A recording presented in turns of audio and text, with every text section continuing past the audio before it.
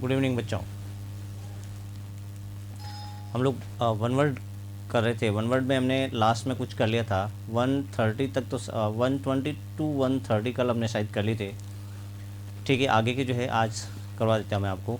देखिए, आज शायद आपका मैथ्स का भी सिलेबस पूरा हो गया होगा। अब सिर्फ हम बच्चे हैं जो लगभग कल आपका पूरा हो जाएगा। इसका वोकेब जो है, कुछ वोकेब वापस आज मैं करवा देता हूँ। देखिए क्या कह रहा है कि वन नोइंग एवरीथिंग, ऐसा कोई आदमी जो सब कुछ जानता है या हर एक चीज़ जानता है, उस आदमी को हम क्या कहेंगे। ठीक है, ये जो लर्नड है, इस लर्नड का मतलब होता है आपका विद्वान। क्या हो जाएगा? विद्वान, या आप कह सकते हैं जो सीखा हुआ जो आदमी है वो आपका यहाँ पर काम करेगा क्या, एज ए लर्न। इसका मतलब आप कह सकते हैं विद्वान है या जो सीखा हुआ है वो आदमी। ओमनी प्रेजेंट का मतलब होता है सर्वव्यापी। क्या होता है? सर्वव्यापी। ऐसा कोई आदमी जो सब जगह व्याप्त है या हर जगह व्याप्त है, ये भी आपका वन वर्ड आता है। और ओमनीपोटेंट, इस ओमनीपोटेंट का मतलब होता है आपका सर्व शक्तिशाली। क्या होता है? सर्व शक्तिशाली। ठीक है, ऐसा कोई आदमी जो सबसे शक्तिशाली होता है। और ओमनिशियंट है, इस ओमनिशियंट का मतलब होता है सर्वज्ञाता। क्या होता है? सर्वज्ञाता, यानी कि ऐसा कोई आदमी जो सब कुछ जानता है। मतलब ए के अलावा आपका ऑप्शन बी, ओमनी प्रेजेंट भी आपका एग्जाम में क्वेश्चन आता है, ओमनी पोटेंट भी आपका क्वेश्चन आता है, और ओमनी सेंट भी आपका क्वेश्चन आता है। ठीक है, ऐसा कोई आदमी जो सब कुछ जानता है वो आपका ओमनिसेंट होता है। एक आपको पता होगा कार्निवर्स, हर्बीवर्स और ओमनीवर्स जो है, ये तीन वर्ड ऐसे हैं, वो भी आपके एग्जाम में पूछे जाते हैं। कार्निवर्स का मतलब होता है द एनिमल, और द एनिमल कह सकते हैं आप, हु ईट्स ओनली मीट्स, जो केवल और केवल मांसाहारी पदार्थ को खाता है, वो कार्निवर्स होता है। ठीक है, जो हर्बीवर्स वो होता है जो सिर्फ और सिर्फ शाकाहारी पदार्थ खाता है, और ओमनीवर्स वो होता है जो शाकाहारी और मांसाहारी दोनों का सेवन करता है, वो आपका ओमनीवर्स होता है। तो ये ओमनीपोटेंट, ओमनीप्रेजेंट और ओमनिशिएंट है। वैसे कि वैसे वो आपका ओमनीवर्स, हर्बीवर्स और कॉर्निवर्स होता है। एक ऐसा वर्ड होता है जो केवल और केवल ह्यूमन का फ्लैश खाता है, वो आपका, ठीक है, कैनिबल होता है। ये वर्ड आपका एग्जाम में आया हुआ है। ठीक है, तो इसका आपका आंसर क्या हो जाएगा? यहाँ आपका आंसर हो जाएगा ओमनिशिएंट। क्या हो जाएगा? ओमनिशिएंट। नेक्स्ट क्या कह रहा है? Part of a country behind the coast, और आपका part of the country behind the coast, यहाँ और यहाँ अराई वर्ड नहीं है, यहाँ आप इसको अलग कर लीजिए। कोस्ट और रिवर्स बैंक, कोई जो नदी है उस नदी का जो किनारा, क्या कह रहा है? ऐसा कोई भाग जो किसी देश से अलग हो और या नदी के किनारे के पास हो। मतलब ऐसा कोई होता ना छोटा द्वीप, जहाँ पर कोई आसपास का एरिया से जो पानी से घिरा हुआ जो एरिया है, वो जो है आपका क्या होगा। ठीक है, यहाँ पर आपका क्या होगा? स्वेम्स का मतलब होता है आपका दलदल। क्या होता है? स्वेम्स का मतलब होता है दलदल। ठीक है, और आर्किपेलागो का मतलब होता है द्वीप समूह। क्या हो जाएगा? द्वीप समूह। क्या है? छोटे छोटे जो द्वीप होते हैं उन द्वीप के समूह को हम क्या कहेंगे। और हिंटरलैंड का मतलब होता है आपका आंतरिक इलाके। क्या हो जाएगा? हिंटरलैंड का मतलब हो जाएगा आंतरिक इलाका। ऐसा कोई इलाका जो जल से घिरा हुआ होता है, वो आपका क्या हो जाएगा? हिंटरलैंड। और इस्मस का मतलब होता है आपका, यहाँ आपका TH साइलेंट है, इसका प्रोनाउंसिएशन होगा इस्मस। ठीक है, यहाँ आपका इस्मस है, जो इस्मस का मतलब होता है आपका स्थल, डमरू, मध्य। क्या हो जाएगा? स्थल, डमरू और मध्य। मतलब ये जो वर्ड है, इस वर्ड में आप थोड़ा सा पता कर लेना, ये स्थल, डमरू, मध्य होता क्या है। ये ज्योग्राफी का वर्ड है। ठीक है, मतलब आर्किपेलागो का मतलब होता है कि आपका द्वीप समूह। द्वीप समूह आप समझते होंगे, जैसे अंडमान निकोबार द्वीप समूह जो वगैरह वगैरह होता है। स्वेम्स भी आप समझते होंगे, ऐसा कोई पानी के पास वाला किनारा जहाँ पर जो है कीचड़ विचड़ होता है, दलदल होता है। ठीक है, और आंतरिक इलाके का मतलब ये है कि ऐसी कोई जगह जो आपकी आसपास में पानी हो और उसके माध्यम, वो मतलब एक तरफा पानी हो या दो तरफा पानी हो, और उसके बीच का जो इलाका है उसको जो हम क्या कहेंगे, आपका हिंटरलैंड कहेंगे। और इस्मस का मतलब होता है स्थल, डमरू, मध्य। तो इस केस में आपका क्या कह रहा है? Parts of a country behind the coast और अ रिवर्स बैंक। ठीक है, आपका आंसर इसका हो जाएगा यहाँ पर इस्मस। क्या हो जाएगा? इस्मस। ठीक है, नेक्स्ट क्या कह रहा है आपका? नेक्स्ट ये है कि printed notice of somebody's death. ये मोस्ट इम्पोर्टेंट वर्ड है, बहुत ज़्यादा इम्पोर्टेंट वर्ड है, बहुत ज़्यादा इम्पोर्टेंट वर्ड है। ठीक है। कॉन्डोलेंस है, इस कॉन्डोलेंस का मतलब होता है आपकी शोक संवेदना। क्या होता है? शोक संवेदना। आप किसी को जो है मैसेज, दुख भरा मैसेज शोक व्यक्त करते हैं, ठीक है। इस कैल्यूमनी का मतलब होता है चुगली। क्या होता है? चुगली करने वाला जो होता है वो होता है आपका कैल्यूमनी। और ओबिचुरी का मतलब होता है, यही आपका इसका आंसर है। ओबिचुरी का मतलब होता है शोक संदेश, लेकिन प्रिंट में जो है किसी को लिखित जो है शोक संदेश देना करना, वो आपका ओबिचुरी होगा। और ओजा, ये ओजा वर्ड पूरा नहीं होगा, इसके आगे आपको ओजा बोर्ड लिख लीजिए। इसका मतलब होता है पट फलक। क्या होता है? पट फलक जो होता है, बोर्ड जिसको आप कह सकते हैं, ओजा बोर्ड। तो आंसर आपका इसका ओबिचुरी हो जाएगा। और मोस्ट इम्पोर्टेंट वर्ड है, किसी को जो है रिटर्न में कोई शोक संदेश देना करना, यहाँ पर जो है आपका, ठीक है। फ्रॉम, दोबारा समझाओ preposition please. Om ji, preposition आगे जब क्लास कोई जी के ग्रामर की क्लास लेता हूँ उस समय वापस समझा देंगे, ठीक है। फ्रॉम एक स्थान के सेंस में तो नॉर्मली उस समय आता है जब कोई काम आप किसी जगह, जैसे I am going to Delhi from Jodhpur, आप किसी स्थान से अलग हो रहे हैं, जिस स्थान से आप अलग हो रहे हैं उससे पहले फ्रॉम आता है, और जिस स्थान के लिए जा रहे हैं उससे पहले हमेशा क्या आएगा? आपका टू आएगा, ठीक है। फिर ऑल्सो बोर्ड।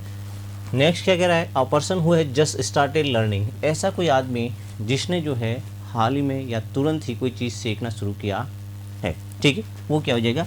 फॉरमैन का मतलब होता है आगे रहने वाला या आगे चलने वाला। क्या है? आगे वाला या आगे चलने वाला। इस अकम्प्लिश का मतलब होता है सह अपराधी। ये वर्ड भी हम कर चुके हैं और बहुत इंपॉर्टेंट वर्ड है आपका स अपराधी। क्या हो जाएगा? स अपराधी का मतलब क्या है? A person who helps you break law, ऐसा कोई आदमी जो आपकी कानून तोड़ने में मदद करता है, वो आपका क्या हो जाएगा? अकम्प्लिश हो जाएगा। और बहुत इंपॉर्टेंट वर्ड है a person who helps you break law, ऐसा कोई आदमी जो आपकी कानून तोड़ने में मदद करता है, वो अकम्प्लिश या सह अपराधी होता है। और इस नोविस का मतलब होता है, नोविस का मतलब होता है आपका नो सीखिया। क्या होता है? नो सीखिया, यही आपका आंसर होगा। और अप्रेंटिस का मतलब होता है आपका प्रशिक्षु। क्या होता है? प्रशिक्षु, जो किसी के अंडर में जो है प्रशिक्षण कर रहा होता है। जैसे आपका आर्टिफिशियल अप्रेंटिस जो होता है आपका प्रशिक्षु, ठीक है, किसी के अंडर में जो कोई चीज़ सीख रहा कर रहा प्रशिक्षण रस होता है।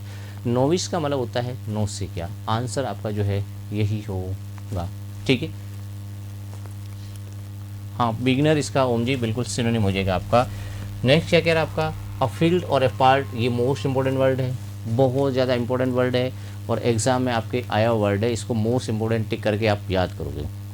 अ फील्ड और a part of a garden where fruit trees grows, ऐसा कोई हिस्सा या गार्डन का ऐसा कोई भाग जहाँ पर फलदार जो पौधे हैं उन फलदार पौधों को उगाया जाता है, ठीक है।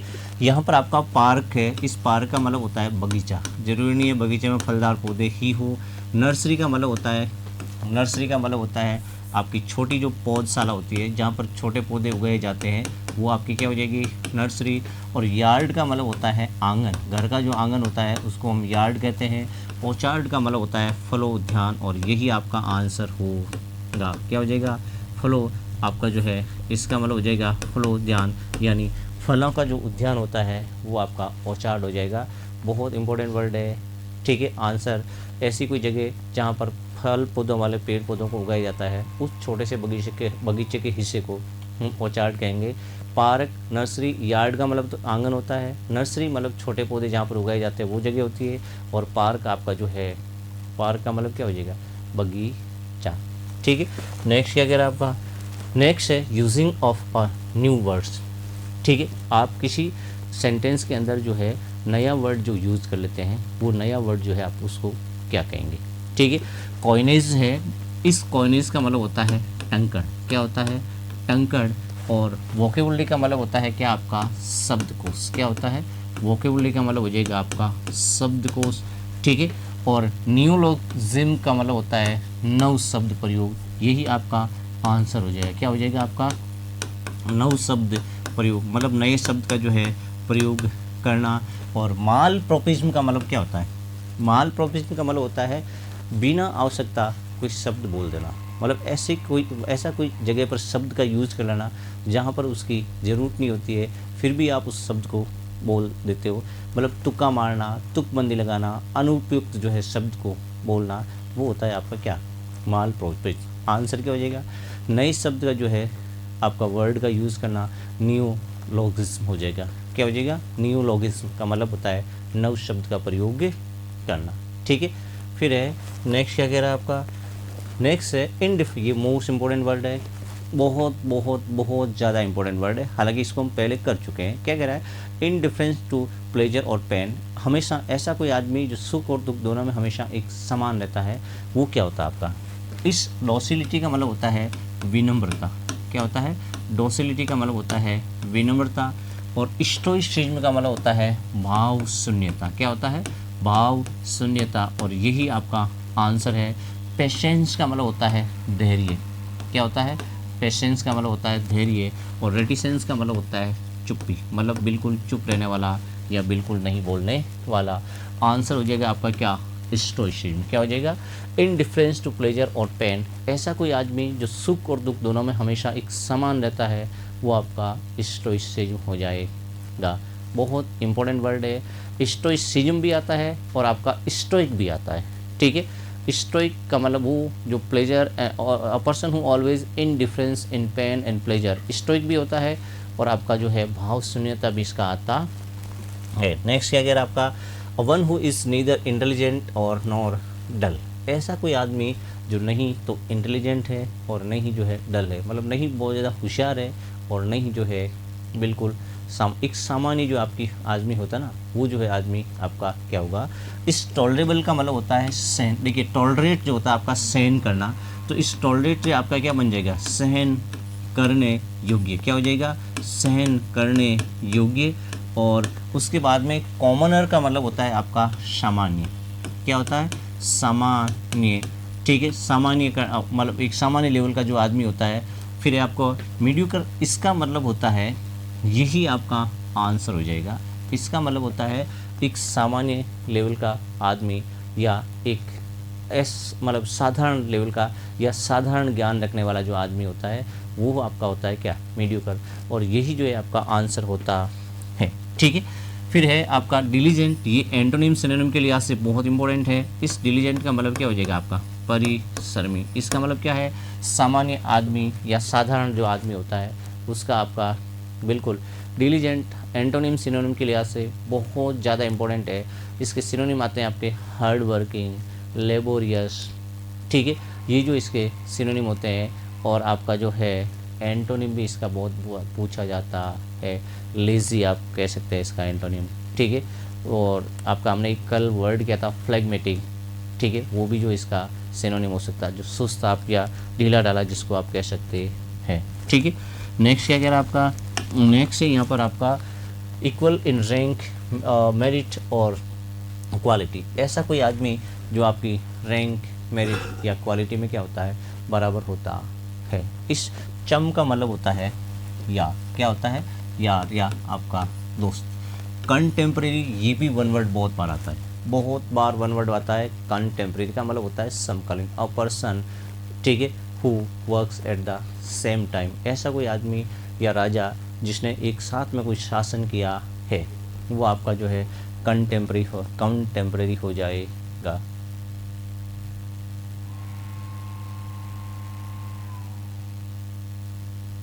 क्या है ओम जी, क्या पूछना चाह रहे हो। He was gone two by the stand on that day है, मतलब ये पैसिव वॉइस का पूछ रहे हो कि आप क्या पूछना चाह रहे हैं यहाँ पर।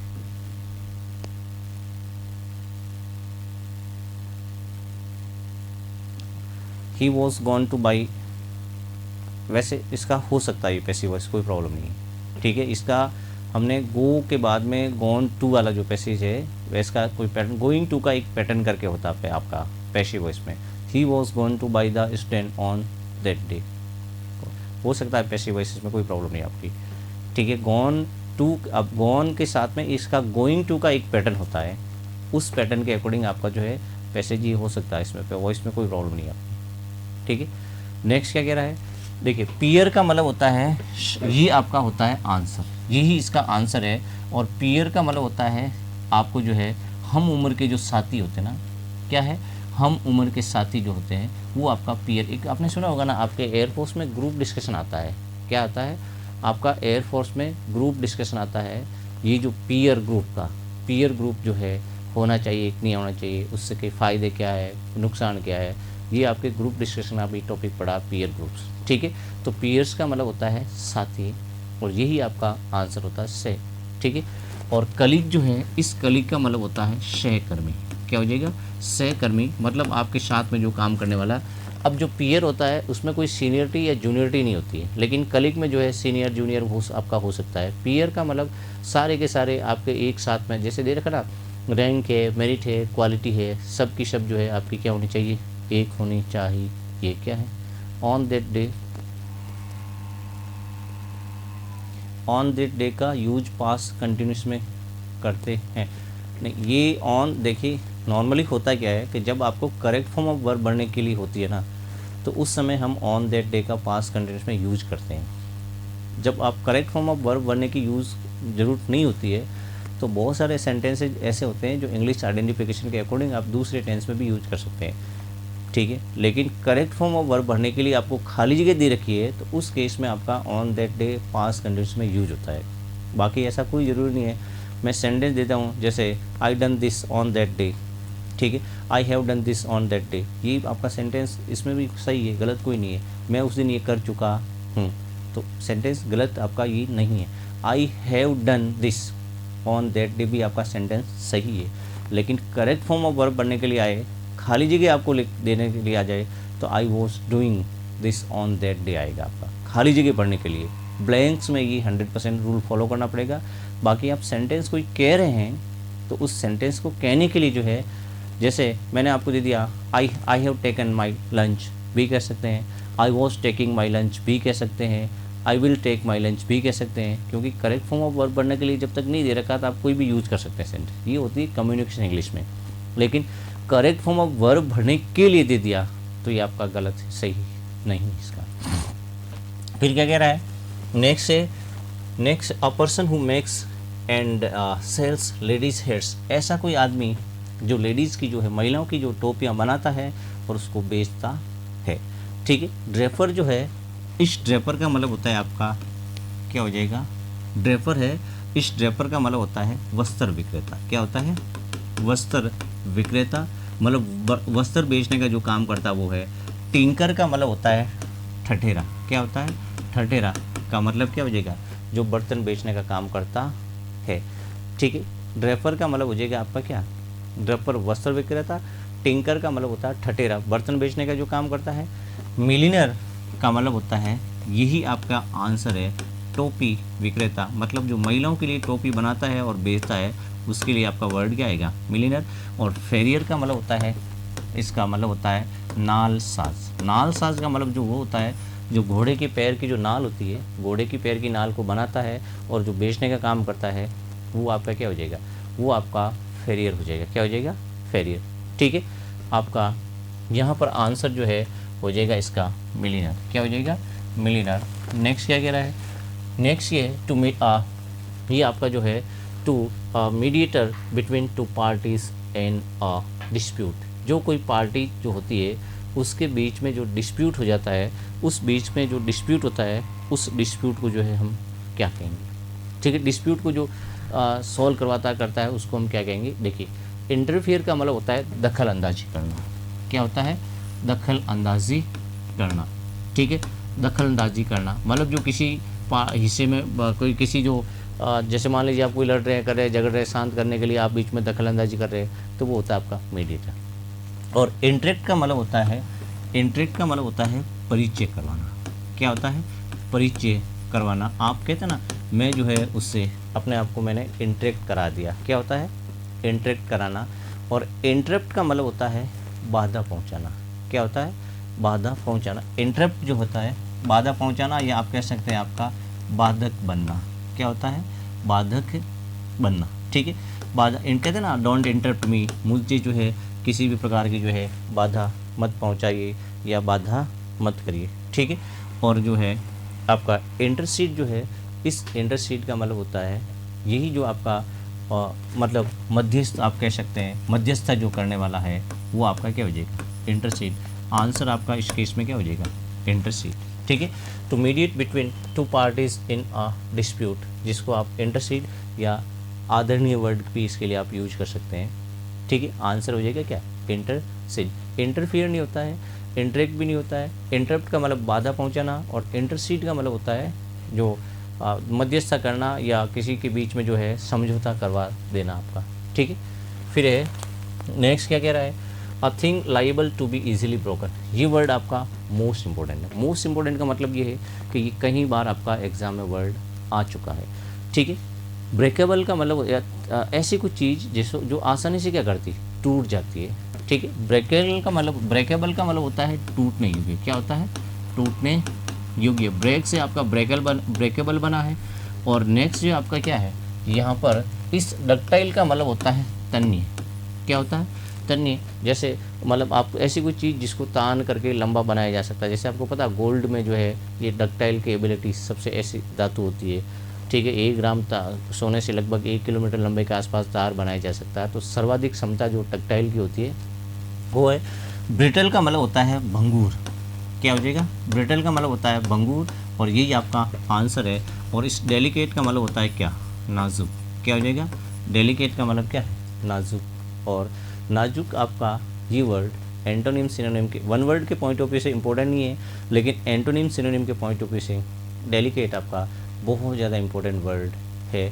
और ये चीज़ आपको परफेक्टली पता होनी चाहिए।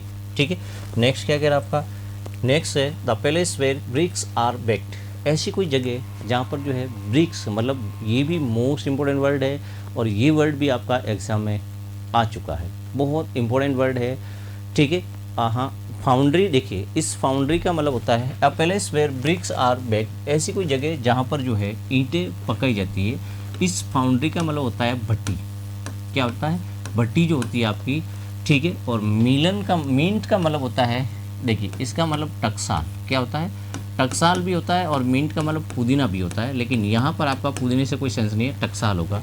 सिमेट्री का मतलब होता है आपका सौदाहग्रह। क्या होता है, सौदाहग्रह, जहाँ पर जो है सौ को जलाया जाता है। कीलन का मतलब होता है, ये आपका आंसर है। और कीलन का मतलब होता है ईंट पकाने की भट्टी, और यही आंसर है। बहुत इंपॉर्टेंट वर्ड है। ठीक है, बहुत इंपॉर्टेंट वर्ड है, एग्जाम में आया वर्ड है। ठीक है, नेक्स्ट क्या करें आपका, नेक्स्ट है द ब्रांच ऑफ मेडिकल। क्या है, the branch of medical science which deals with problems of the old. ऐसी कोई जो ब्रांच है मेडिकल साइंस की, जो मतलब जो बूढ़े लोग होते हैं, उन बूढ़े लोगों की क्या करती है, मतलब जो बूढ़े जो लोग होते हैं उनकी बीमारियाँ सोचने की क्षमता आदि वादी जो होती है, उनके रिगार्डिंग जो है वो ध्यान रखते हैं, करते हैं, वो जो है ब्रांच क्या कहलाएगी। ठीक है, ऑन्कोलॉजी का मतलब होता है कैंसर विज्ञान, मतलब विज्ञान की वो शाखा जिसके अंदर जो है आपको कैंसर का अध्ययन किया जाता है, वो होता है ऑन्कोलॉजी। क्या होता है, ऑन्कोलॉजी। और आपका गेरिएट्रिक्स जो है, ये आपका आंसर हो जाएगा। क्या हो जाएगा, गेरिएट्रिक्स आंसर हो जाएगा। मतलब ऐसी कोई शाखा जहाँ पर वृद्ध लोगों का संबंधित जो समस्याओं का अध्ययन किया जाता है, वो होता है आपका गेरिएट्रिक्स। और ऑब्स्टेट्रिक्स का मतलब होता है गाइन।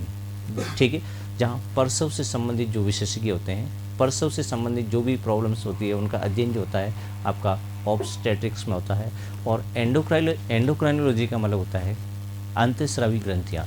अंतःस्रावी ग्रंथियाँ से जो भी रिगार्डिंग आपका अध्ययन होता है, वो होता है एंडोक्राइनोलॉजी। तो बूढ़ों से संबंधित जो भी समस्याएं होती है, उनका अध्ययन करने के लिए हम क्या काम लेते हैं, गेरिएट्रिक्स। क्या हो जाएगा, गेरिएट्रिक्स। ठीक है, फिर है यहाँ पर आपका नेक्स्ट क्या कह रहा है, नेक्स्ट ये है one who specialise in the study of birds. ये मोस्ट इंपॉर्टेंट वर्ड है, बहुत ज़्यादा इंपॉर्टेंट वर्ड है। ऐसा कोई व्यक्ति जो पक्षियों के अध्ययन के लिए काम करता है, मतलब पक्षियों के अध्ययन का विशेषज्ञ जो होता है वो होता है बायोलॉजिस्ट। का मतलब होता है आपका, देखिए ये जो बायोलॉजिस्ट है इसका मतलब होता है जीव वैज्ञानिक। क्या होता है, जीव वैज्ञानिक। ठीक है, अब बायोलॉजिस्ट जीव वैज्ञानिक का मतलब क्या है कि आप जो है पेड़ और पौधे दोनों का जो अध्ययन करता है वो होता है आपका जीव वैज्ञानिक। और नेचुरिस्ट का मतलब होता है प्रकृतिवादी। क्या हो जाएगा, प्रकृतिवादी। और आंसर होगा आपका ऑर्निथोलॉजिस्ट। इसका मतलब होता है पक्षी विशेषज्ञ, और बहुत ज़्यादा इम्पोर्टेंट वर्ड है, क्या हो जाएगा, पक्षी विशेषज्ञ। और जूलॉजिस्ट है, इसका मतलब होता है प्राणी, ठीक है, विशेषज्ञ। अब देखिए जीव, इसका मतलब प्राणी विशेषज्ञ का मतलब ये सिर्फ और सिर्फ जानवर आनवर जो होते हैं ना उनके विशेषज्ञ होता है। बाकी बायोलॉजिस्ट जो है आपका वो सब विशेषज्ञ, मतलब पेड़ पौधे वगैरह वगैरह जो भी जीवित जानवर पेड़ पौधे वगैरह वगैरह है उन सब का अध्ययन जो है बायोलॉजी में करते हैं आप। और जैसे आप बीएससी लोग करते हैं, एक तो होता है बॉटनी, ठीक है, उसके बाद में जूलॉजी होता है। बॉटनी में सिर्फ पेड़ पौधों का अध्ययन किया जाता है, और जूलॉजी में जो है सिर्फ और सिर्फ क्या होता है, पक्षियों का अध्ययन किया जाता है। लेकिन आपका जो है बायोलॉजी में पक्षी और जो है आपके जीव जंतु दोनों आते हैं।